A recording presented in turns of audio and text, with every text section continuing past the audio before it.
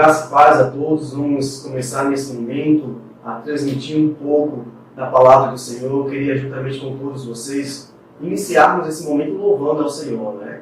E antes de louvar, nós vamos orar e queria que todos juntos pudéssemos realmente estar exaltando e agradecendo ao nosso Deus, porque Ele é digno de toda a honra e toda a glória. Vamos fechar nossos olhos e vamos orar ao Senhor. Deus querido Pai, maravilhoso eterno Deus, nós somos gratos, Pai. Grato por Tua graça, por Tua misericórdia, Pai, que nos alcança, Pai, a todo momento, Pai, e a todo instante, Pai. Estamos aqui, Pai, nesse dia, Pai, diante da Tua palavra, para aprendermos um pouco mais sobre ela, Pai. Que o Senhor possa estar falando aos nossos corações, que o Senhor possa estar nos instruindo, Pai, e que nós possamos estar crescendo cada vez mais em graça e em conhecimento, Pai. Recebe o nosso louvor, Pai, recebe nossa gratidão a Ti por tudo que o Senhor tem feito e por tudo que o Senhor irá de fazer em nosso meio. Essa te peço em Teu Filho amado Jesus. Amém. Vamos louvar o Senhor. Quero estar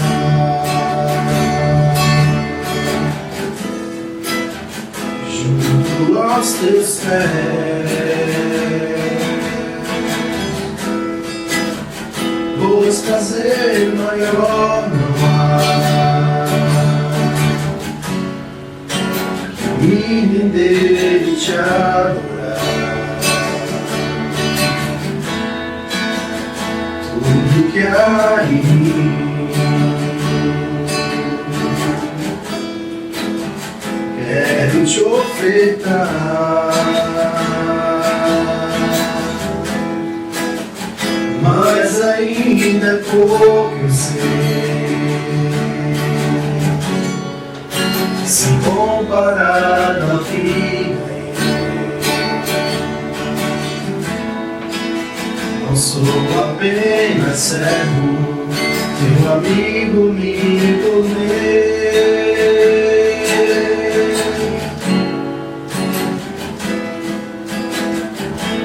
Te louvarei,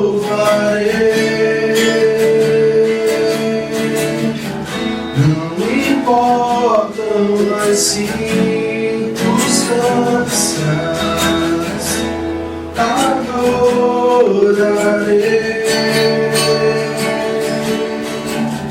somente a Ti, Jesus. Te louvarei, não importam as circunstâncias, adorarei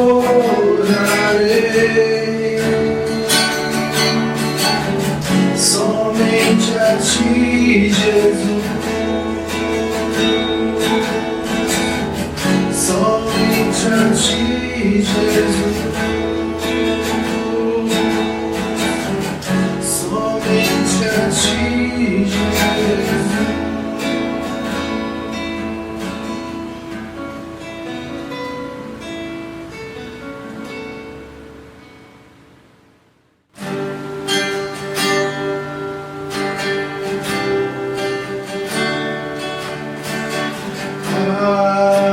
Sei que os Teus olhos estão sobre a terra a procurar alguém que Te adore em espírito,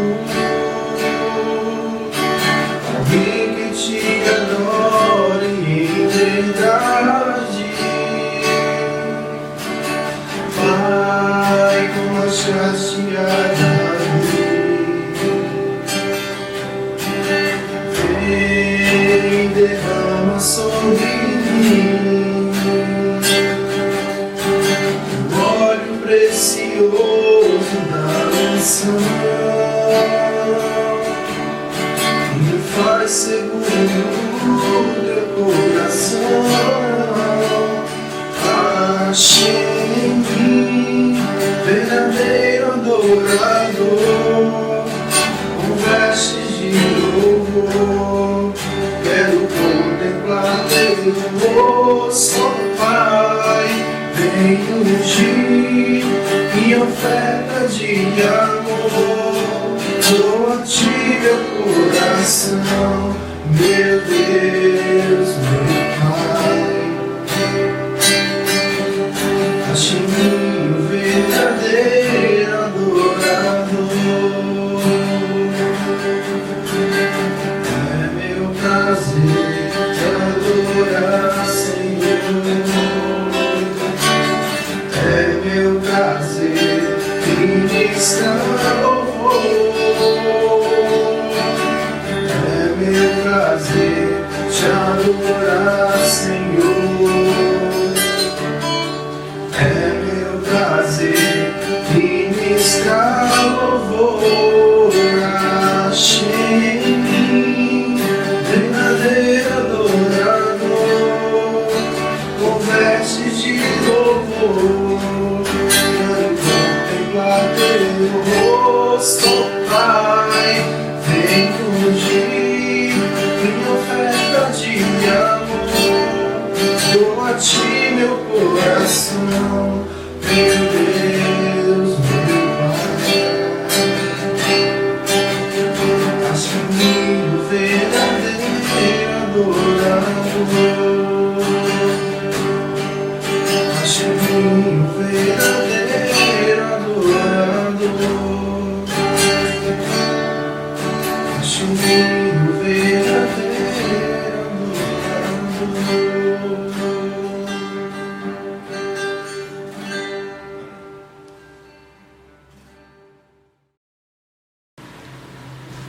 Amém, louvado seja nosso Deus. Vamos meditar um pouco nesse dia no livro de 2 Crônicas, capítulo 13, verso 18. Vamos buscar nos aprofundar um pouco mais nesse capítulo.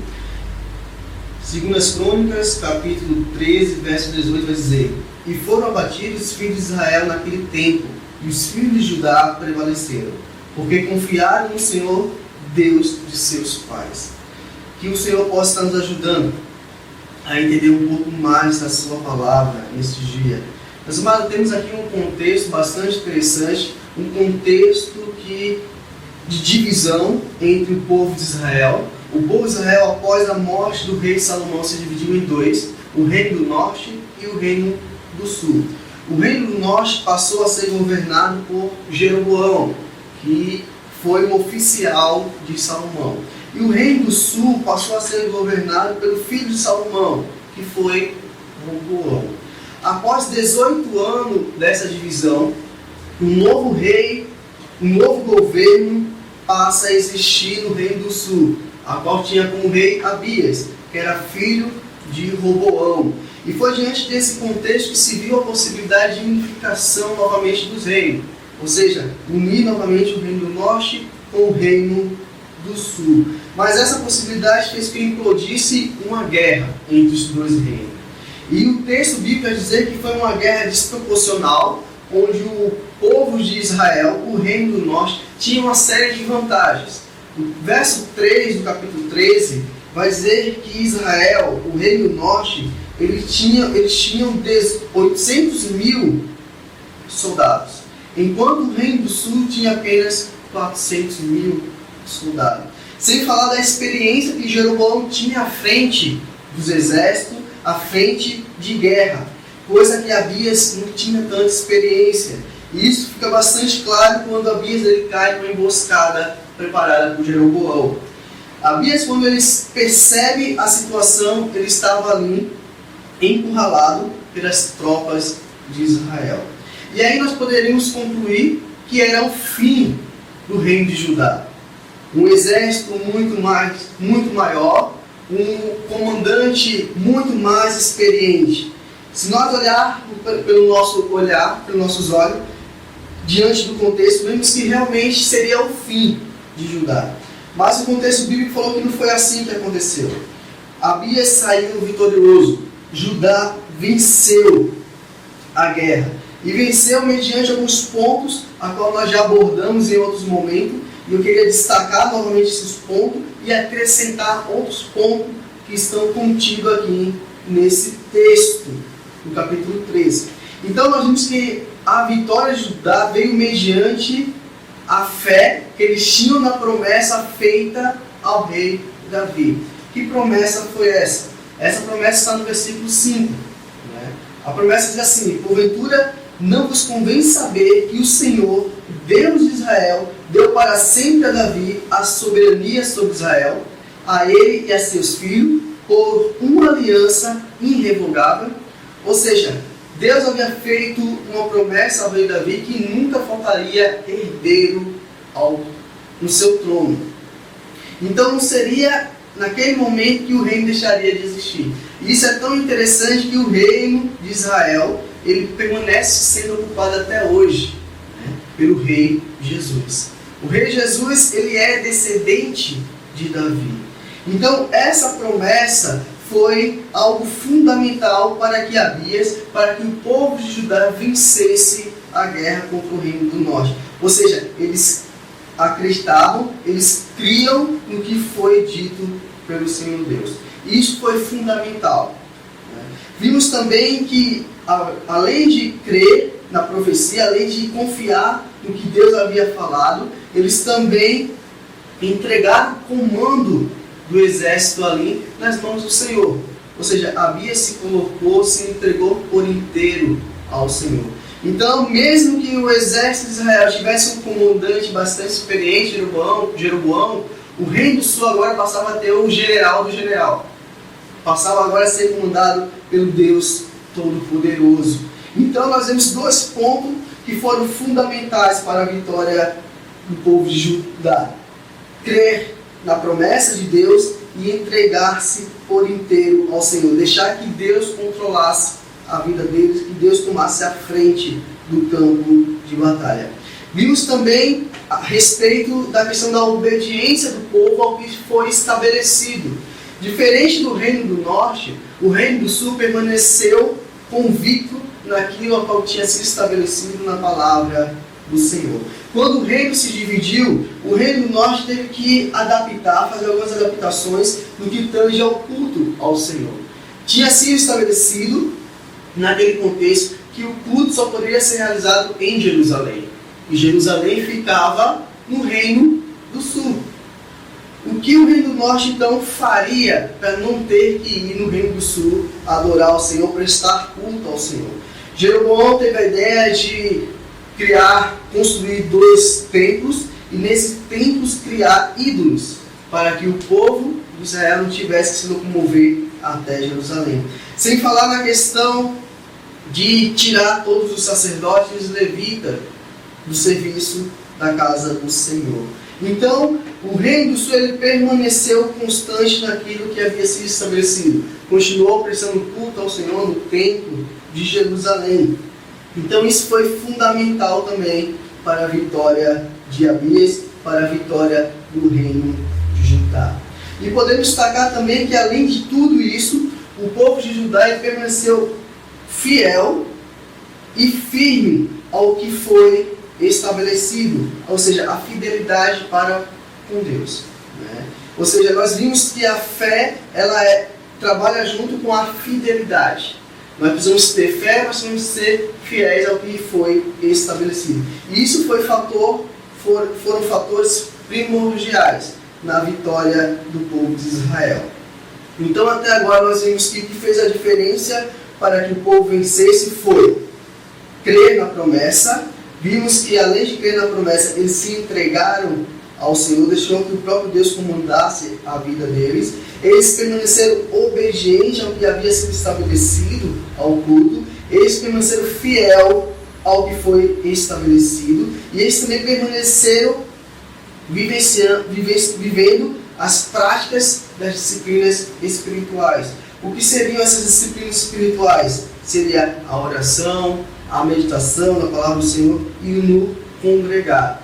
O verso 11 vai falar um pouco sobre esse contexto, 11 e 12, aonde pela manhã, ao entardecer e à noite, eles buscavam entendimento da parte do Senhor, eles meditavam na palavra de Deus. Então nós vemos aqui uma nação a qual entendia que precisava estar constantemente aos pés do Senhor. E isso fez toda a diferença. E o ponto que eu queria destacar nesse dia é um ponto bastante relevante que está no verso 18. que é referente ao texto que nós lemos. O texto vai dizer: e foram abatidos os filhos de Israel naquele tempo, e os filhos de Judá prevaleceram, porque confiaram no Senhor, Deus de seus pais. Interessante que aqui nesse contexto nós podemos ver que um ponto fundamental para a vitória de Judá foi a confiança no Senhor. Confiança no Deus de seus pais. Ou seja, eles creram no testemunho acerca da ação de Deus para com o seu povo. Então é interessante quando nós passamos a olhar nessa perspectiva, nós vamos ver a ação de Deus na história do seu povo. E aí nós podemos sacar uma série de contextos onde fala do milagre de Deus, do operar de Deus, da ação de Deus diretamente para com o povo. E aí nós voltamos um pouco lá no Egito. Quando o povo estava no Egito, e diante das pragas que aconteceram ali diante do povo, uma das pragas, que era a morte do primogênito, não alcançou a casa daqueles que serviam ao Senhor. Ou seja, Deus agiu em favor do seu povo. Isso foi um testemunho que foi passado e chegou até nós hoje. Nós podemos ir também lá no deserto, Podemos até anteceder um pouco mais. O povo de Israel, quando foi liberto do cativeiro, eles foram para o deserto, e antes de chegar ao deserto, eles tiveram que atravessar o mar. E ali o Senhor fez que o mar se abrisse e o povo passasse. Novamente a ação de Deus diante do povo. No deserto, o povo não morreu. No deserto, o Senhor providenciou uma nuvem, o qual guardava o povo de Israel, a qual fazia sombra diante do sol. À noite, que costuma ser muito frio no deserto, o Senhor colocou uma coluna de fogo para aquecer o povo. O povo sentiu fome, o Senhor providenciou o maná. O povo sentiu sede, o Senhor providenciou água através da rocha que foi ferida. Então, em toda a história bíblica, nós vamos ver a ação de Deus para com o povo, o cuidado de Deus para com o povo. Lá em Samuel, nós vamos ver a narrativa de Ana. Ana não podia ter filho, mas o Senhor concedeu um filho a Ana, chamado Samuel. José foi vendido como escravo, mas pela graça de Deus alcançou o cargo de governador no Egito. Gideão e o vale de ossos secos. Jesus acalma a tempestade, a pesca maravilhosa, a morte e ressurreição de Cristo. Tudo isso foi a ação de Deus para com o povo. É a ação de Deus para comigo e para com você. Esses são os relatos que nós temos na Bíblia. E o que, se nós fôssemos parar realmente para falar da graça de Deus, dos testemunhos a qual o Senhor tem nos dado condições de contar, são números e são incríveis. Então isso foi fundamental para que o povo de Judá, para que o reino de Judá prevalecesse sobre o reino de Israel. Ou seja, eles trouxeram à memória aquilo o que Deus já havia feito na vida dele. E eu quero convidar vocês nesse dia também para trazer à memória o que Deus já fez por cada um de vocês. O que Deus tem feito por cada um de nós. A palavra do Senhor disse que grandes coisas o Senhor fez por nós. Por isso nós estamos alegres. Então, mediante o contexto ao qual nós estamos vivendo, não podemos desanimar. Existe uma promessa feita por Deus a cada um de nós. Promessa essa de vida, e vida abundante. Precisamos crer nessa promessa, precisamos confiar nessa promessa, precisamos crer que o Senhor está no controle de todas as coisas. Precisamos deixar que Ele controle totalmente a nossa vida. Não precisamos andar ansiosos, nem angustiados, porque o Senhor Deus está no controle da nossa vida. Cabe a nós seguirmos aquilo que foi estabelecido. Seguirmos o que foi estabelecido na palavra do Senhor. Continuarmos com as práticas das disciplinas espirituais. Ou seja, não podemos estar em nossas igrejas, mas podemos estar meditando na nossa casa, podemos estar reunindo nossa família e falando do amor do Senhor, podemos estar orando um pelos outros em conjunto na nossa casa. Então precisamos estar trazendo a memória dos feitos do Senhor sobre nossas vidas, o cuidado de Deus sobre nossas vidas. Só assim nós seremos vitoriosos. Só assim realmente nós sairemos vencedores dessa batalha e dessa guerra. Que Deus possa estar nos abençoando e que nós possamos estar unânime em uma só fé e em um só coração, servindo ao Senhor cada vez mais profundidade, que possamos estar servindo cada vez mais com o nosso coração, com toda a nossa força. Que Deus os abençoe. Queria orar por você, queria orar por todo o povo de Deus, todos aqueles que têm se reunido, aqueles que têm se dedicado a buscar o Senhor, mesmo na sua casa, mesmo diante dos seus familiares. Quero orar por você e que vocês também possam estar orando pela nossa situação, a situação do nosso Brasil. Que o Senhor possa estar no controle de todas as coisas. Vamos fechar nossos olhos. Deus querido Pai, maravilhoso e eterno Deus, nós somos gratos, Pai. Grato pelo Teu amor, grato porque o Senhor fala aos nossos corações, Pai. Nesse momento, Pai, vem nos despertar, Pai. Que o Senhor possa estar, Pai, movendo nossos corações, quebrantando nossos corações. Que nós possamos estar lembrando, Pai, das Tuas promessas sobre nossas vidas, Pai. Que nós possamos, Pai, estar nos entregando por inteiro, descansando em Ti nesse dia, Pai. Pois grandes coisas o Senhor tem feito e grandes coisas o Senhor ainda há de fazer em nosso meio, Pai. Que nós possamos ser fiéis, Pai, ao que está escrito, Pai. Desperte em nós, Pai, para as práticas, as doutrinas, Pai, espirituais, os princípios, Pai. Que nós possamos estar orando mais em nossas casas, lendo a Tua palavra, vivenciando, Pai, o culto doméstico, para que o Teu nome seja engrandecido através de nossas vidas, Pai. Que o Senhor possa estar trazendo à memória, Pai, o que o Senhor já fez e o que o Senhor ainda pode fazer em nosso meio, Pai. Seja, Pai, com todo o Teu povo, com toda a Tua igreja reunida, Pai, que possamos permanecer firmes nesse contexto, Pai, e que logo mais possamos estar contando vitória, Pai. Te peço no Teu Filho amado Jesus. Amém.